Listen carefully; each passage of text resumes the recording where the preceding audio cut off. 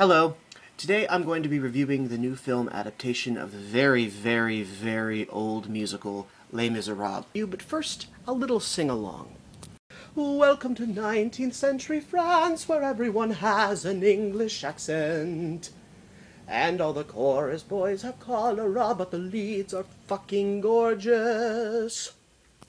The film is directed by Tom Hooper, starring Wolverine, Robin Hood, My Baby Mama, Borat, ABBA, the cast of Glee, a singing Sean Connery impersonator, and Helena Bonham Carter as herself. Now, I'd like to start this review off with a personal anecdote. I know. Gay! Right, so when I was like 1 or 2 years old, my mom went to see Les Miserables, the stage show in Toronto, and she absolutely loved it. So for Christmas, my dad bought her the original Barbican Company recording on CD cassette. So she played it all the time around the house when I was a little kid, and pretty soon, you know, I was humming the songs, and I knew all the songs, and I was very, very into it. It was one of the things that first got me interested in the stage, in theater, in acting, in music, in storytelling. I mean, seriously, when I was a kid, 4 or 5 or 6 years old, I knew all of the songs. I could sing the entire score of the whole show off by heart, and I did so. I used to do my own little productions of Les Mis on my grandmother's coffee table. Very embarrassing. And still to this day, I know all the words to all of the songs because I have a good memory for this sort of thing. So, I'm going to talk a lot of shit about this movie because I have a lot of issues with it, and I don't understand why people are so gung-ho about it. But before people say that, I was just one of those people who was never going to like it, it's not for me, well, take a deep breath and accept that I probably know a lot more about Les Miserables than you do. Speaking of shit, because I would characterize my reaction to this film as mixed negative, I'm going to use the shit sandwich approach for this review, wherein you say something nice, that's the first piece of bread, then you take a giant crap and put it on the bread, then you wrap up with something else kind of nice, which is the other piece of bread. So you end up with a big steamy turd, sort of cocooned in righteousness, which is actually a really great metaphor for this film. Oh, and I should also say that this review will contain spoilers because I don't really feel bad about giving away plot twists of a story which was first published in 1862. Well, shall we? So let's get right into it. One of the big selling points, and I think one of the reasons why this film has been so popular actually, is Anne Hathaway's performance, which has garnered just universal praise and acclaim. And for very good reason. She does a fantastic job with the very limited material she's been given.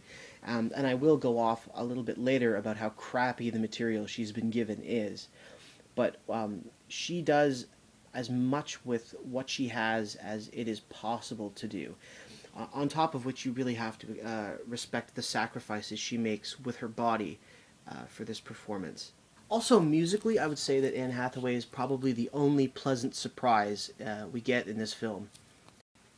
So while I take issue with the way that the part was constructed, and particularly with the direction here, and again, I'll get into this later, I really don't have any qualms about the acclaim that Anne Hathaway is receiving for this performance. She really is the bright spot of this film. And on a slightly different note, I think I'm actually going to formally promote Anne Hathaway to the role of my celebrity girlfriend. Gary Sinise, it is so over.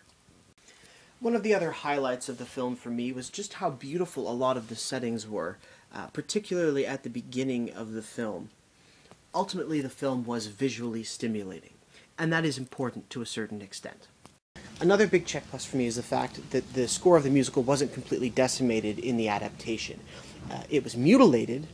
I mean, they added things that I felt were really, really bad and unnecessary, and they cut things out that were really, I think, just funny little gems or nice little moments from the original score. But that's all to be expected. The main thing for me is that they didn't do what they did with Rent, where they took the score of what was essentially an opera, they took out the pieces of it they liked, and they just discarded the majority of it to be replaced by really awkward scenes of dialogue and other such nonsense that just feel out of place and forced. They didn't do that here, and for me, that's a big, big, big check plus. I also have to admit that I enjoyed the casting of Colm Wilkinson, who was the original Jean Valjean, to play the Bishop of D. Yes, those kind of cameos can be gratuitous, and yes, they can be distracting, and no, Colm Wilkinson doesn't have the right vocal register for the part, the way it's traditionally cast, but I felt like that was an important link between this production and the history of the show. Here's another little cameo for you theater geeks that was so quick you actually might not have noticed it. That is Francis Ruffelle, who was the original Eponine in the London production. Remember when I said I knew more about this than you, probably? I'm a dick. Also very much worth mentioning in a positive light is the supporting cast, particularly the younger members of the cast. Eddie Redmayne, who plays Marius, Samantha Barks, who plays Eponine, and Aaron Dviet, who plays Enjolras, are all legitimate theater actors who are very, very capable of singing and acting at the same time. All three acquit themselves very well, particularly I thought Barks. So if the film does anything to help these three young actors in their careers, and I don't see why it shouldn't, then perhaps that goes some way to redeeming the film as a whole.